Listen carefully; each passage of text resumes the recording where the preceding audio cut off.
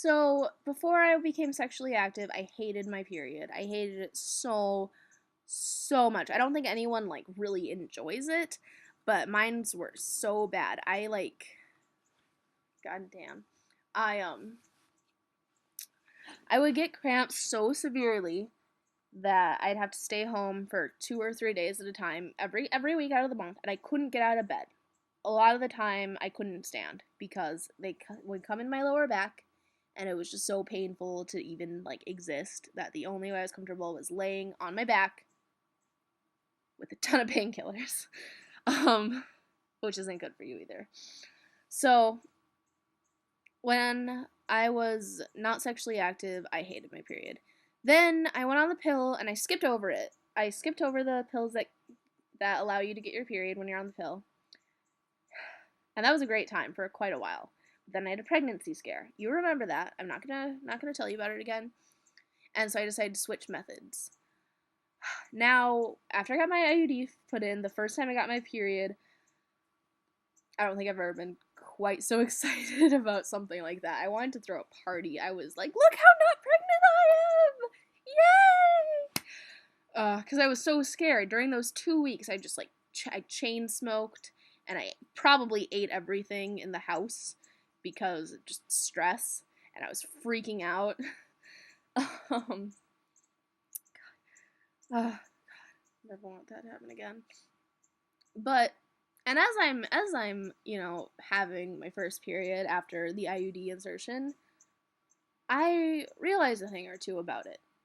That is that the female reproductive system is fucking rad. Let me show you what the male reproductive system does. It's a little more complicated, but in a nutshell, it's this. Did you see the thing? This thing came out of it. Let me show you again.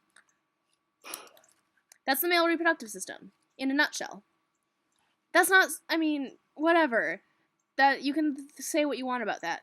Whereas, have you ever seen the actual size of a uterus, Megan? It's so small. It's maybe like that long, and it's about that thick, like in like depth.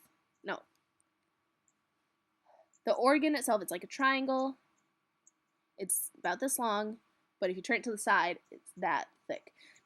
I've never been impressed with pregnancy or birth, Megan. You know I'm not a kid person. You know I don't want kids. Pregnancy freaks me out.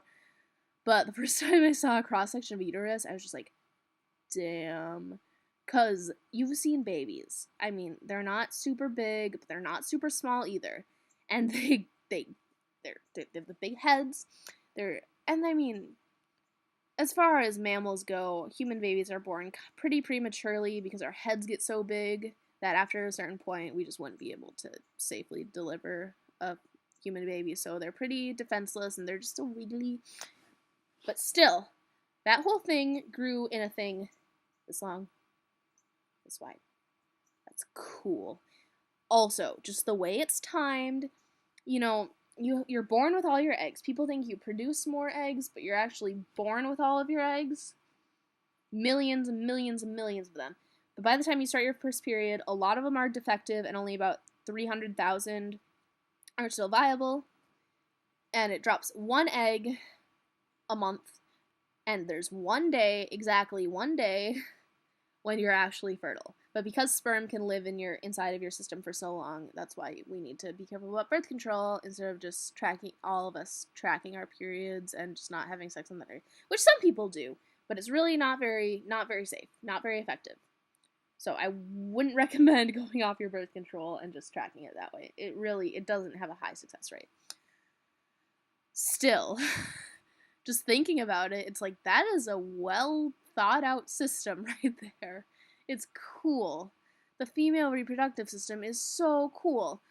So, I don't know. Why are people so weird about it?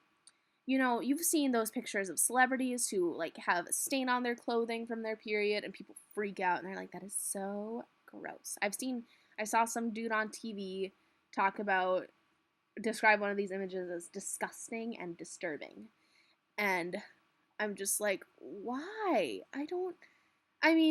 It's blood, so it's a little gross. But at the same time, just when you think of it in the big picture, it's such a cool system. Also, and we had a similar conversation about how everyone has almost, not everyone, almost everyone, pretty much everyone has sex at some point in their life, so we might as well not be embarrassed by it. This is even more so than that. Even those people who never have sex get their periods, provided that they're biologically female.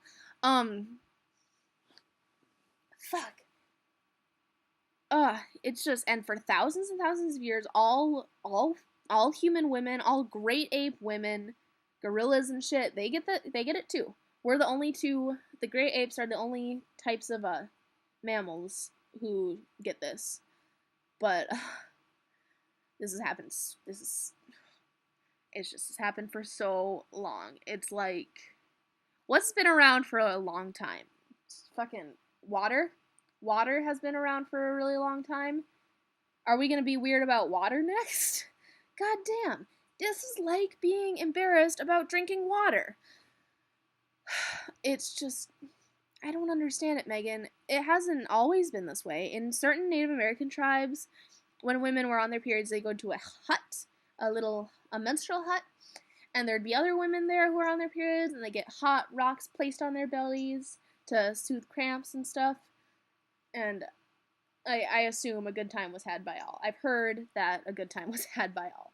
And just thinking about it, how nice would it be if when you were on your period, instead of just like having to go through your day-to-day life being like, ugh, or even having to skip out on school or work or hanging out with people, you could go to a nice little like hotel room, get a massage, a heating pad, just to hang out with other girls who are on their periods and like bitch all day. That'd be a good time, right? Am I right?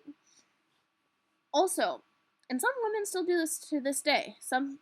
This was a thing a while ago, but a menarche party is basically just a celebration of, you reaching the age of fertility and the ability to bear children now.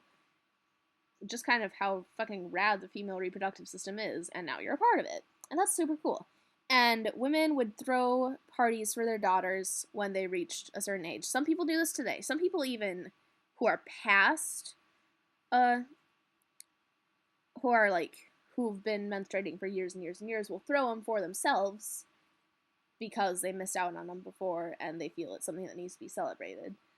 And I don't know, thinking more about it, it sounds cheesy as fuck, but it is something that should be celebrated. Instead, it's like hidden. It's something we don't talk about.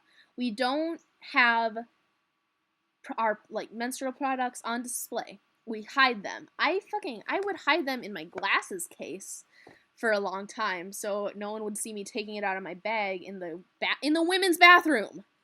If there's one place you shouldn't feel ashamed of being on your period, it's the women's bathroom. But it's so fucking, what's the word I'm thinking of? Society has made it seem like such a big deal that I felt like I had to hide the fact that I was on my period when I was in the women's bathroom. Everyone who goes in the women's bathroom gets their period.